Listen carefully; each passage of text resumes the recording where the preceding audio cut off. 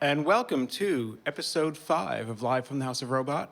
Today is Diwali. It's the Hindu Festival of Lights, and it's one of my favorite holidays. I have lights back there for us. Favorite holidays of the entire year because it represents victory over darkness, the victory of light over good or evil, and the victory of knowledge over ignorance. And I always really enjoy the holiday and enjoy that sentiment. Today we have for you the one, the only Data Wolf.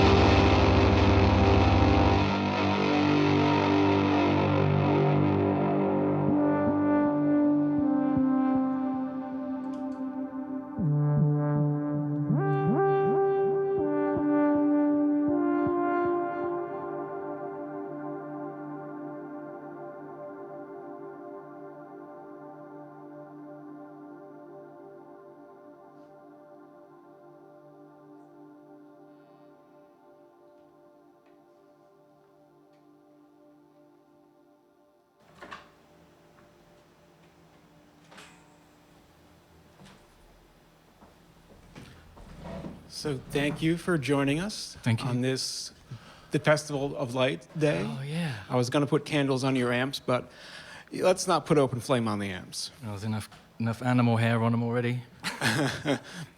And we're going to add to it with the cats in the house here as well. So I was wondering, that you're the first pure instrumentalist we've had play here so far. Now, when you compose, do you have themes in your head? Do you have stories in your head, or is it emotion? Oh, certainly. Oh, it's a combination of both. That's a very good question. Yeah, there's probably a story that was charged with some sort of emotion. That's one way to do it. I mean, there's so many different processes you explore with songwriting. Like sometimes you might do a few kind of the same way. And then during that process, I think certain parts aren't loyal to other parts if you want to change the key or switch key, that kind of thing. But it definitely starts that way. It doesn't become that later on. I think as I'm a visual media artist as well, I think there's probably some visual story that, attempting to create the soundtrack for. Now, when you play it for an audience, is it your expectation that they will see your vision, or are you presenting a canvas? Oh, no, I would never tell them what my vision was. that would be so wrong. No, I mean, I just want to do it. I've had some people have come up to me and said some stuff that they've, they were transported and they saw, they were traveling through the desert and, they thought of water. I just like hearing other people's stories, what they made of it. And I think after playing live a little bit, people that do want to talk to you, it's kind of cool that when there aren't lyrics, I think people might, if they spend enough time on it, like build this other narrative that relates to them. If they have the patience, listening to it. It's not for everyone. Now, I know that, and we'll talk about this part a little bit in the next break, but your background is more traditional music, but what led you to move into electronic? Well, I wanted it to be, when I was sort of re-inspired to explore it and pursue it, I wasn't thinking about actually making pieces of music or songs or whatever. I mean, I've come quite a long way, I think, in a few short years. I just wanted it to be my winter project. I was like, I'll get a keyboard or a synthesizer and I will learn how to sculpt sound. And I really wanted to learn how to sequence, and I liked it. I loved the challenge. I spent a lot of time on it. And while I was doing that, I started to learn, some of the things that we've talked about in the past about sound design. And I was like, I wonder what would happen. Like, could I put guitar on it? And I've always wanted to, improve leads. Like, I love solos, right? And if you like ridiculous solos, then Data Wolf is for you, like at various times. So I wanted to try and put something on top of these sequence loops. And then that's where the stories started to, to grow from there. It was very difficult, I have to say. You could jam to like a looper or a record, but I never wanted to do that, I wanted to have maybe more control of the synthesis, I suppose. Mm-hmm. Now, I noticed there are certain boxes that are not here tonight. Oh, yeah. I see the Korg, and is that your new Behringer? It's not that new. I've had it for a bit, and it's all right. If that was going to be your main thing, that would be a really good keyboard for that. But when it came out and I saw the tutorials, I was like, it's got a sequencer, that's what I want. But it's not the type of sequencer that somebody with limited skills needs. So it was a bit beyond me, and it's meant to be kind of like a clone of a Juno Roland, which has the sliders, which in my head, I was like, if I get this machine, I will really learn better. But I couldn't have been more wrong. Like, it was so complicated, and I didn't really like much of the patches in there and recreating sounds. It's a lot of menu diving, and I was like, what have I got into? So I did stick with it for quite some time, and it's basically taking MIDI information off the Korg. So when I change patches, it changes in sync, and I have modified what the contrasting sound is, whether it's overlay or underlay. I think the future of that for me is doing it with more bass synths, but it's kind of a second in command. Like the Moog mother was my first love. She's not here. I was going to ask you about that because that was my first love too. And although mine's lost right now, I loaned it to someone, but I quickly found that I wasn't using it. Did you find the same? No, it wasn't that. It was the I've messed with it so much that it's perpetually out of tune. So it's tuned for something else right now, and I did not want to go through that synth surgery of getting it in tune for one or two pieces that I used to play, that the Behringer kind of does a better job. I think the Mother is awesome if you want to start to learn synthesis and analog modulation. And it works. People do amazing things with just that and a pedal. I mean, just like they've learned it all the way through. It seems like that is the first brick, like in the wall of the diaphragm, like the percussion bit, and then the newer one, the subharmonica. And if you have those three, that's what you need. You know what I mean? And you can just create all day long and learn synthesis. How that works its way into a soundscape with live guitar, not as well for me at the moment. You know. Just to geek out on Moog a little bit, did you see that they announced a new theremin? I'm not a fan of the theremin. Well, some of us are. Sorry. Some of us are. And some of us ordered that within 2.7 seconds of seeing the announcement. I'm a fan of Bob Moog, of the Moog Foundation. You know, I've donated money to them. I love Bob Moog and Plantasia, and I follow all the streams. And for some reason, even though it's all based on the theremin, I sort of tense up and it's kind of squeaky. Some people can just play Somewhere Over the Rainbow real great, and it's amazing. Well, the new one is it's based on the original Leon Theremin's, the one that Clara Rockmore played, and it has those deeper tones. Oh. That's why I was so excited. Well, and it also has go. MIDI control too. What? Well, Yes. yeah, see, you know, everybody, that whole landscape, like getting into it now, could never have been better timing for me. For like the affordability of these instruments, you know, they're like in tiers. Like you could buy a $100, you know, like a Korg, whatever Volca, and do a lot of damage, or you could buy like, you know, an $800 Wave State, which is really complex. I mean, the Behringer Neutron is an amazing little box. I've had loads of fun with that. I was wanting to buy one of those because they were a complement to the Moog. I liked some of their sounds real better in some ways because the Moog is so specific. Yeah. And that's where the Behringer actually, I think, is for like techno and dancey stuff. Like I've seen a lot of people use it for that purpose, like live techno. But I wanted to get like some of that, the ideas from that genre of music for some of my sounds. Not that I'm going to turn into that, but I sort of respected its employment, right? Like that's the instrument for it, you know?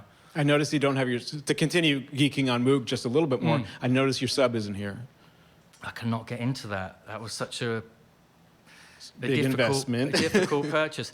It's just undercover right now. I've run out of space, and I've got to figure out how to organize my house to work all this, you know, square footage of synthesizers that I've got now.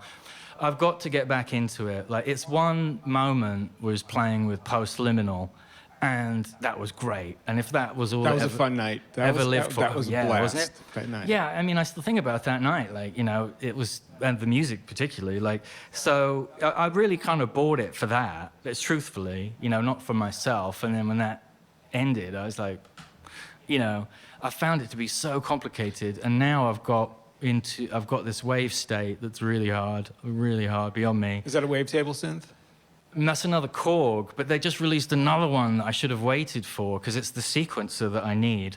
Meanwhile, I've just been getting all into Logic, so I've gone, this is like the first time I've done something like this since March. I've just been sitting at my desk like you know, like doing soft synths and, you know, it's like, oh, I need a string quartet for this thing and working that in. It's like, let me find a drummer from Africa. Great, throw that in. You know, it's just like, they give you like 32,000 loops, then you can buy another loop pack. And it's like, oh, these are great.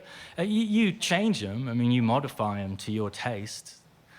Oh, yeah, I love it. Yeah, it's a cool, geeky world, man. It is. Now, do you want to introduce the next piece, or do you want to just go right into it? Yeah. Well, I mean, it's one that I've had for a while. It's evolved. That I still have a lot of love for. It's called, you know, When Everything Falls Apart.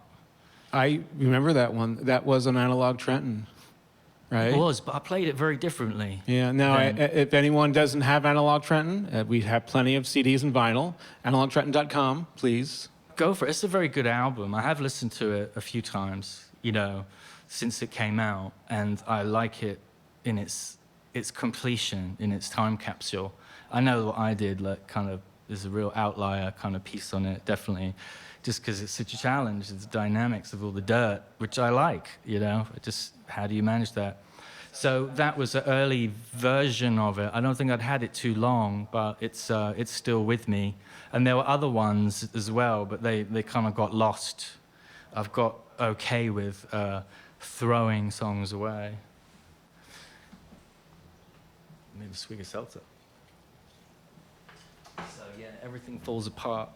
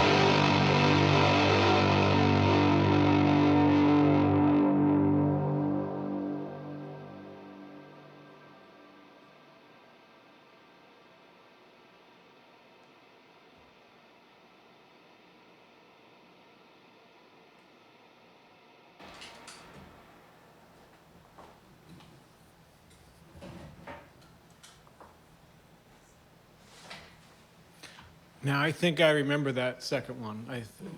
Believe you played that at Nuclear Winter.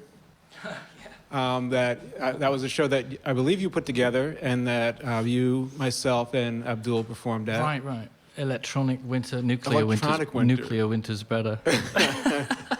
And I think that's my favorite Data Wolf piece. Oh yeah. I always lose myself in That's that the one. one. Yeah. I know Laura likes that too. Yeah, I but like that you one a were the lot. audience of two.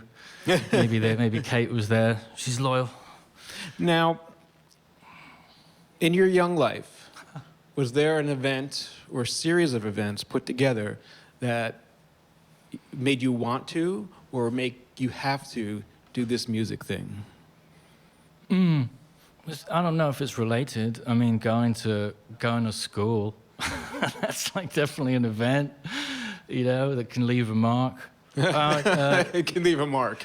It can indeed. Yeah, I think something that happens to happens to many immigrants, right? The people that move to America. There's like a cultural shift, no matter how long you're here. I think that there are different factions of it, if you were moving for work rather than leaving a war and, seeking asylum. I think to some people moving to America is a relief. I was very familiar with America before 16, so maybe there are elements of my charmed Harry Potter childhood school, in everybody's mind, and the transatlantic shift to being based here in America, and also like never really fitting in. I mean, like it wasn't the John Hughes movie at my high school or even my college. Same. I always had to work. It was just never easy. Maybe just layers of things like that. Mm-hmm. Now, that led you to music? I thought that's what you were asking. Yeah. Like what events? I think that maybe that's content for the music. Okay, that's no, content. music's it's just another art form. I mean, I did it for a while. When did you? What was your first instrument? Oh, well, piano as a kid, but then guitar by choice. But I wanted to be in bands. Like, I really wanted to be in a group. And I didn't necessarily want all the roles, like writing and everything else, just to be a guitarist. I've been a guitarist in some people's bands. It's great, like, sort of putting all your energy into your contribution or lack of contribution for the whole thing. So I really liked it. I was playing in bands in Philadelphia, and there was one band I was very fond of that I joined for a while, like a psychedelic rock band. We did really well. It was just really cool. I was just really into it, the brotherhood of it, Now, were you living in Philly or in Jersey? No, I was living with my mum and dad in Bucks County, but spent a lot of time in Philly, like a lot. With a few different bands Now, here and there. what year was that? It was in the 90s. Like, there was a couple of times, like, one time was like the early mid-90s with the psychedelic rock band, and then took a break from it, and then joined this other group that I really loved. It was a very simple duo, and we played all kinds of strange places, like, the Fleischer Memorial and, art galleries and things like that. It was cool. That was a bit later. Yeah. Now, what led you eventually to find Trenton, or had you already found Trenton at that point? It was really work related, Like when I bought my house, I was always trying to get design jobs, graphic design and photography jobs, all the sort of B&Bs and hotels, everything that goes with it, like all of the design for everything and restaurants, because it was all sort of happening. I could never get anything. And then one day I saw in the newspaper, that there was going to be a Trenton Film Festival. And I sent somebody an email and said, I'd like to volunteer my services to design your poster. Oh, cool. And then it turned into everything, like tickets, website, whatever, marquee, you name it. And everybody I didn't realize that was involved in that as a volunteer had a vested interest in, wanting things to happen, in Trenton. And they ended up all becoming like clients and friends and things like that. And I ended up working with them. So Trenton was so good to me at giving me a boost and helping me build my business. And years later, my friend Lauren he was on the lookout for a building for whatever reason, and I kind of wanted to be in on it. So I was following him around everywhere and looking at buildings. And then we gave up. He couldn't find the one he wanted. My plan was to take a floor or a room and do all the marketing and the design for whatever his business would be, so I could be in there. And a friend of ours, Sarah Stengel, had the 750 Cass. She decided to move, and she had somehow heard that Lauren was looking, and she called me. And then we were like, sure. He knew of the building, I didn't.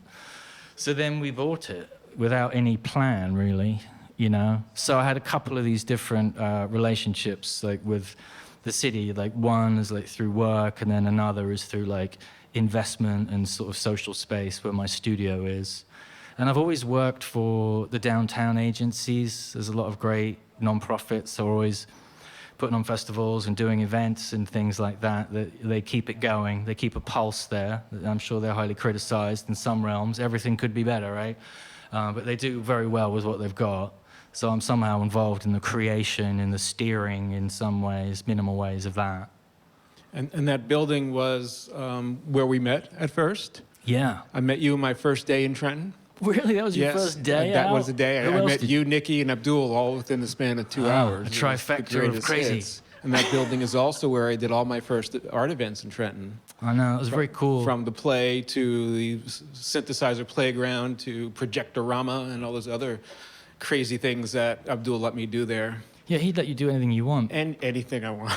There was, I think I managed to get to most of those events, and I do miss them. Yeah. They were always so special and so different. And not long ago, I met somebody who, Jim, our mutual friend, was sort of chaperoning around like some events, and we were standing in the parking lot saying hello. And he's like, "Hey, did you ever go to this like synthesizer thing in Trenton before?" And I was like, "Yeah, I know who that is," you know. So he sort of full circle years later, like that was his memory of his first day in Trenton, walking into like kind of this funky disco with like Russian synthesizers. I mean, everything was so memorable, man. I mean, all of these, if that's Trenton 1.0 or 2.0, it was definitely a cultural, petri dish of any ideas that, can happen. Okay, let's shift inside for a second. So, you've been doing music a long time. Why do you keep doing it? I don't know if I really have been doing it a long time, honestly, not to correct you like that. I mean, I thought I was in it, but not very well. Mm-hmm. Like wanting to play guitar, but not knowing what the hell I was doing. And well, you've been doing it since 16. I've been, yeah, but like there's been like 15-year gaps like between. It's not been, well, had it have been consistent, I might be a better player than I am. All right, let me restate the question. No, why do you keep doing it now? It's just such a love affair. I mean, I've got so many things going on with it. Like the learning, oh my God, learning all my like suspended second and fourth chords and augmented chords, and just continuing to want to learn like how to play the piano and how to record clips and ideas. I've got a lot of places where I want to put it.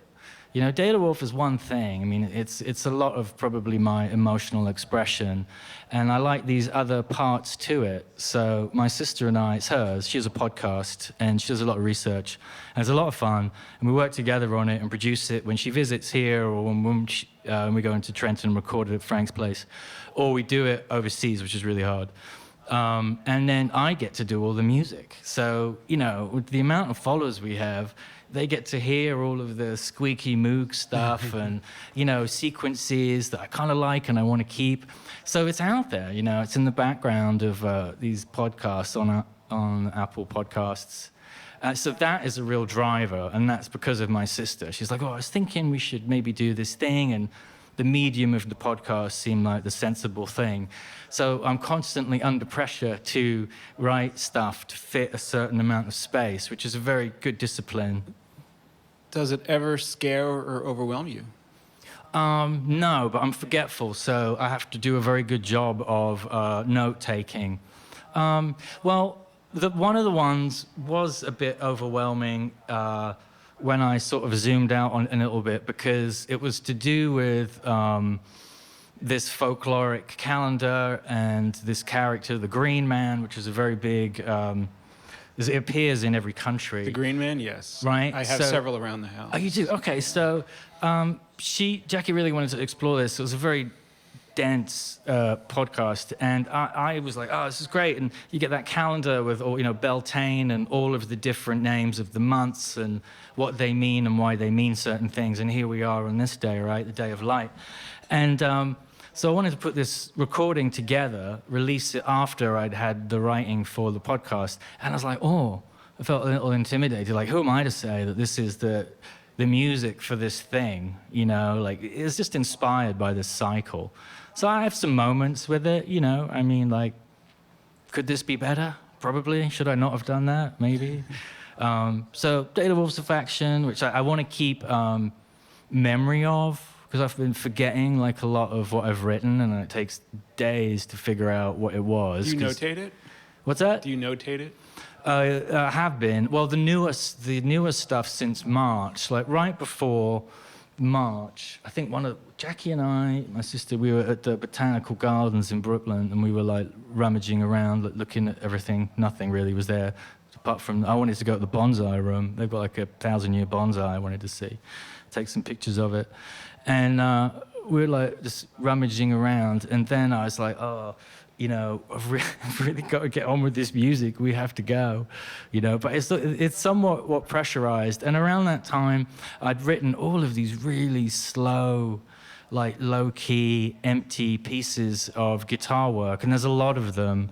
And they took a lot out of me. And this was before, like, the feelings of isolation and, suspended disbelief of, what's happened to our planet? What's happened to our people, So I put a lot of mental energy into articulating these things. I sort of recorded some of them, but it took a toll on other things. Like, I put everything aside, to go deep and explore into this, like, minimal spaces with only guitar work. So that's another category that I've got to sort of look at and finish and maybe record properly, that I have a good memory of it. So I do it because I love it. It's my driver. It's all I think about. Cool. Do you want to introduce the next piece? Yeah, I have to. I think it's The Longest Apology. The Longest Apology. I think it's a good name. Another older one. If I can do it right.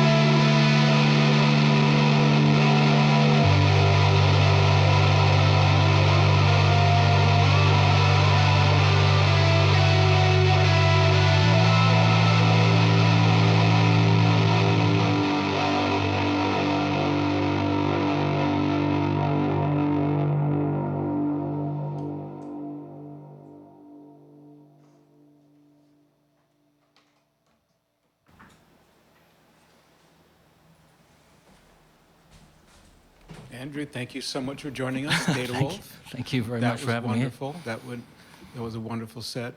Now tell us where people can find you, social media-wise or web-wise. Oh yeah, I have a website, datawolf.com, I think. Is it data_wolf or? Oh, I should check that. No, I don't think so. Okay, on Instagram, you're data_wolf. Yeah. Bet from there, there's a link tree where the link in the bio is, and that goes to everywhere, like the SoundCloud, the Bandcamp, other stuff. Yeah, but it all launches from the website as well. Videos on YouTube. Excellent. Now, you want to talk a little bit, tell us a little bit about your podcast? Oh, sure. Yeah. I mean, it's such a good laugh. It's a collaboration with my sister on folklore, myths, and legends of Great Britain, primarily in the East Anglia area where she's based. And there's a few episodes on Apple iTunes, not many.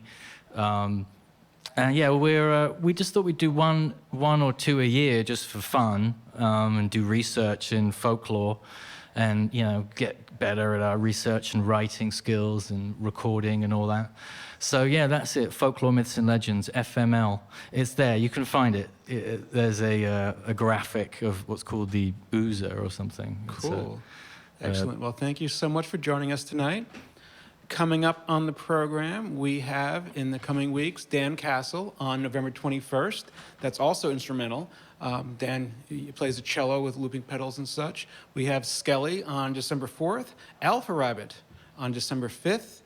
Matthew W. Charles, December 11th. Attack of the Robots is back on December 12th with Alamaj and DJ J Sharp. And then closing out our year, if COVID doesn't get us first, is True Will on December 19th. So thank you everyone for watching. We apologize if there were some buffering issues tonight. We'll get a full version of the HD video up in the next day or so. And have a wonderful evening.